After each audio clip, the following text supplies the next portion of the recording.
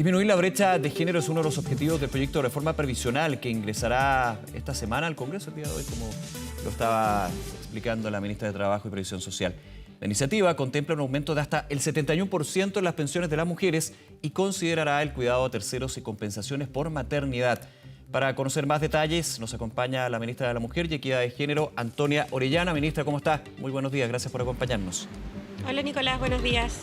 Es un tema relevante y también a diferencia de otros proyectos y otras iniciativas con respecto al cambio al sistema previsional, hay un consenso, un diagnóstico que nadie puede desmentir con respecto a las brechas que existen entre mujeres y hombres. Y estas obviamente van desde antes con respecto a lo que sucede en el mercado laboral. Sin embargo, aquí se adicionan elementos bien interesantes que van a ser discutidos en el Parlamento, por supuesto.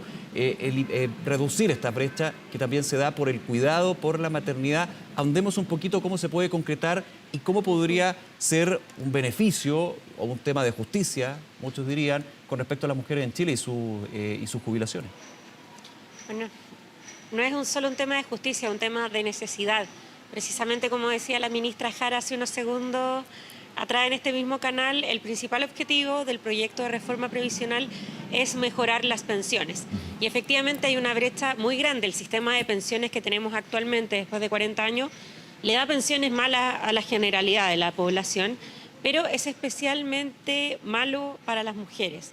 La pensión autofinanciada de las mujeres, es decir, aquella que viene solo de la cotización individual, sin el pilar básico solidario llamado PGU también, es en promedio de 32.000 pesos. Ese es el promedio de la pensión autofinanciada de las mujeres.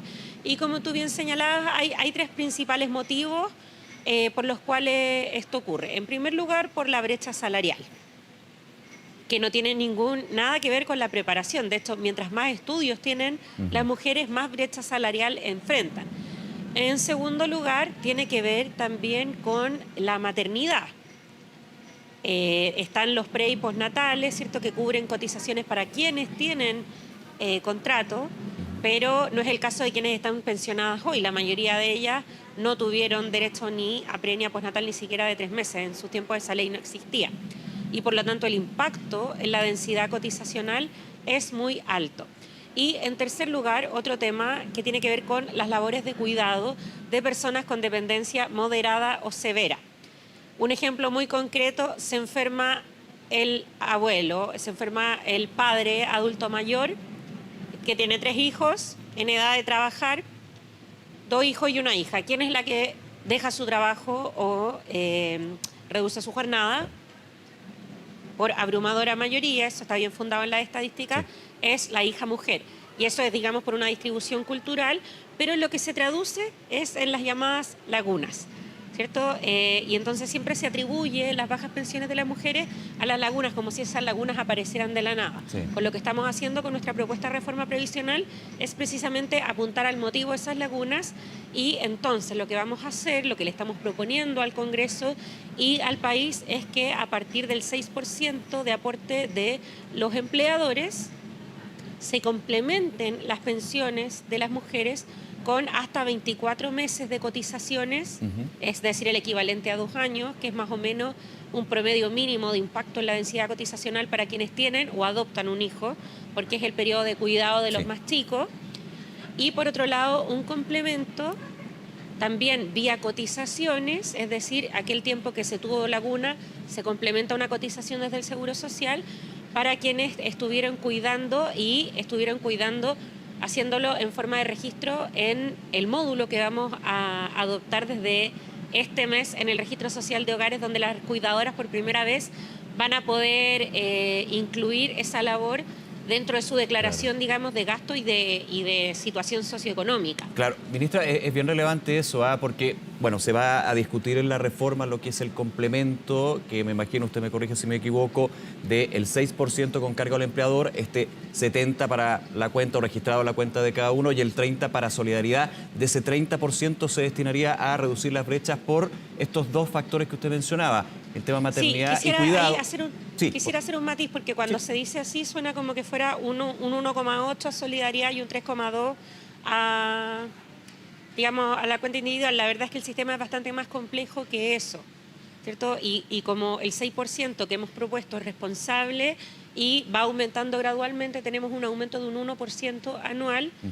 Y por lo tanto la propuesta del gobierno no es solamente para las futuras pensionadas. Por ejemplo, yo soy una futura pensionada, no es para mí nomás, sino que en las propuestas de aumento de las pensiones de la propuesta de reforma previsional es también para los actuales pensionados vía PGU, y en el caso de las mujeres también vía un complemento de la pensión actual, porque tenemos otra forma en la que las pensiones de las mujeres bajan, que tienen que ver con la expectativa de vida. Sí. Es un hecho biológico que las mujeres vivimos más, eso es indesmentible. Sí. Los motivos ahí los podemos entrar a discutir, pero las mujeres vivimos más tiempo. Sí. Y en ese sentido, eso, en el pilar de cotización individual, no hay forma de matizarlo. ¿Por qué? Porque es individual. El riesgo se asume en forma individual. Por otro lado, en un pilar de seguridad social tenemos formas de modular eso de forma que no se traduzca en una menor pensión. Entonces, vamos a tener una compensación para la tabla de mortalidad, teniendo por supuesto un tope de montos para que esto no sea regresivo. Ese tope son los 500.000 pesos de pensión, cifra que, como le comentaba, como están las pensiones de las mujeres, muy pocas mujeres tienen, pero de todas formas es importante establecer. Claro, en ese punto, ahí y bastante claro, no nos vamos a quedar solamente en los porcentajes. Lo relevante es que para las jubilaciones futuras y actuales hay un aumento si se aprueba la reforma previsional con respecto a esos dos factores que usted mencionaba, maternidad y cuidado. Quiero ir varios pasos más atrás, porque también es relevante lo que se hace en términos del reconocimiento de las labores de cuidado, porque va a haber todo un sistema, usted lo planteaba, donde se reconoce, se establece y se registra, podríamos decir, para que finalmente pudiera eventualmente, si se aprueba la reforma, recibir esa compensación por cuidado. O sea, hay un tema también de una institucionalidad que se crea o que se está creando, ¿no? Así es, para eso estamos dando, ya dimos el primer paso este año, reactivando la encuesta nacional de uso del tiempo, que no se realizaba desde el 2015, y ahora estamos preparando toda la elaboración estadística y de encuestas para aplicarla de nuevo. Estamos dando otro paso este mes. El sábado fue el Día Internacional del Cuidador y la Cuidadora, y este mes, que es el mes de los cuidados, vamos a avanzar, estoy como haciendo un spoiler, pero vamos a avanzar en incluir a las cuidadoras en el registro social de hogares, lo que nos va a permitir por primera vez saber, más allá de la estadística del número frío, quiénes son, cuáles son sus nombres, en qué comunas viven, qué servicios podemos apoyarlas. Y el próximo año vamos a enviar el proyecto de ley que crea el Sistema Nacional de Cuidado. ¿Qué es el Sistema Nacional de Cuidado? Es precisamente la creación de un servicio público de apoyo en las distintas necesidades que tiene el cuidado de terceros. ¿Por qué esto es tan necesario? Porque muchas veces hablamos mucho de la agenda de corresponsabilidad, que es muy necesaria. Como decía, daba el ejemplo de los 3 hermanos, y la única que asume el cuidado del adulto mayor suele ser la hija, ¿cierto? Pero si miramos la realidad de las familias chilenas y no la idea que cada quien quisiera tener o que muestran los comerciales de supermercados, sino la realidad de las familias chilenas, es que en 6 de cada 10 hogares la que lidera es una mujer sola. Es una jefa de hogar monomarental y por lo tanto no tiene con quién hacer corresponsabilidad. Claro, el Sistema Nacional de Cuidado no excluye a la corresponsabilidad, de hecho son parte de la realidad y se complementan una con otra, ¿no? Así es, son distintas formas de apoyar en esto que es tan necesario, que es el trabajo de cuidados, que, digamos, hay que decirlo, cuando no hay cuidado, la otra fase es el abandono. Sí, claro. Y nos hemos acostumbrado, lamentablemente, como país, a enterarnos cada 2 meses de que una persona mayor murió sola, de que la encontraron los vecinos. Eso es el abandono que se produce cuando no hay cuidados y cuando pensamos que esto se va a solucionar mágicamente en el seno de los hogares. Para eso es necesario política pública, para esa política pública se necesitan datos y ese es el primer paso que hemos dado como gobierno. Déjeme volver al impacto que podría tener la reforma previsional, ministra Orellana, justamente para este objetivo, para aumentar las pensiones, reduciendo las brechas, pero finalmente llenando esas lagunas previsionales. Usted lo decía, todos los diagnósticos apuntan a que uno de los grandes problemas que tiene el sistema previsional actual es justamente las lagunas, porque hay una menor cotización, ya con cotizaciones que son bajas para las mujeres por los factores que estábamos comentando. En ese sentido, se habla justamente de la importancia que tiene el factor solidario de este sistema mixto que plantea el proyecto de reforma previsional, que ha sido criticado desde algunos sectores políticos, otros sectores técnicos, con respecto a ese 6%. La discusión es más allá del 6%, pero es relevante para este tema que estamos comentando. Se ha dicho ese 6% debe ir directamente a la cuenta de capitalización individual de cada trabajador y trabajadora. ¿Cómo también se aborda esto? Va a ser uno de los grandes puntos en la discusión legislativa y que también podría ir sufriendo cambios, digamos, en este tema, ¿no? Sí, bueno, tal como decía la ministra Jara, aquí todos pueden hacer sus propuestas. Lo importante es que puedan demostrar cómo va a afectar y mejorar eso las pensiones de las personas. Si llevamos todo a la cotización individual, que fue la gran promesa de los últimos 40 años, deberíamos esperar más o menos otros 30 años para tener mejoras en las pensiones. Con la propuesta que está haciendo el gobierno, que digo, no es una propuesta atrincherada, estamos recogiendo las propuestas de la Comisión Marcel respecto a la desintegración del sistema de pensiones, las propuestas de la Comisión Bravo respecto a la creación de un pilar solidario y también las propuestas que incluso hizo en algún momento un exministro de Economía del gobierno de Sebastián Piñera, que lo estuvo criticando el fin de semana, que es la creación de una cotización extra con cargo al empleador, es decir, un pilar de seguro social. Esta es una propuesta que se complementa en distintos ámbitos y que precisamente como es compleja y complementa distintos ámbitos, permite aumentar las pensiones hoy, no en 30 años. Si hay, digamos, a mí me gustaría ver propuestas que, si hay detractores de la idea de que haya un seguro social, nos muestren cómo a partir solamente de la capitalización individual o de la mantención del sistema AFP se van a mejorar las pensiones de las mujeres, porque la verdad es que actualmente sin el pilar solidario, sin la pensión garantizada universal, las pensiones de las mujeres rondan los 32.000 pesos. Por lo tanto, esta no es una discusión abstracta, es una discusión que ataca directamente el núcleo más duro de la pobreza, que son las mujeres mayores, que están en los barrios, que tienen pensiones de miseria, que siguen trabajando y que además cuidan.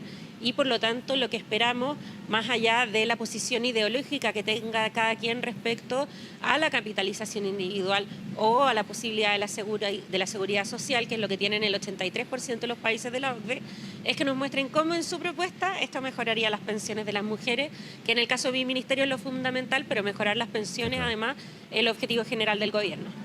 Ministra, por último, agradeciendo estos minutos y esta conversación, esperamos poder seguir conversando y otros temas, por supuesto, aquí en Canal 24 Horas con usted.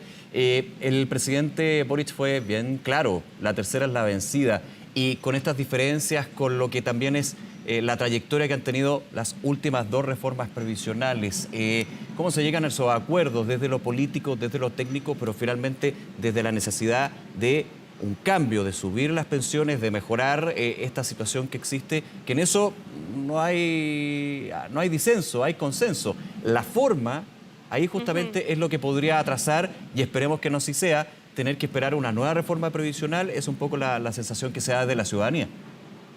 Yo creo que el tener que decirle a la ciudadanía que vuelva a esperar para mejorar las pensiones no sería un fracaso del gobierno, sería un fracaso del sistema político en su conjunto, y por eso esperamos que la oposición también se abra a discutir esto de la forma más desatrincherada posible, es decir, que podamos salir ahí de los rincones de qué es lo que pensamos abstractamente que puede ser lo mejor, sino también de qué es lo mejor para Chile hoy. El gobierno ha hecho un esfuerzo muy grande en salir de posiciones más estereotipadas en lo que puede hacer la izquierda. De hecho, si miramos, por ejemplo, el movimiento No Más AFP considera que esta reforma es demasiado moderada.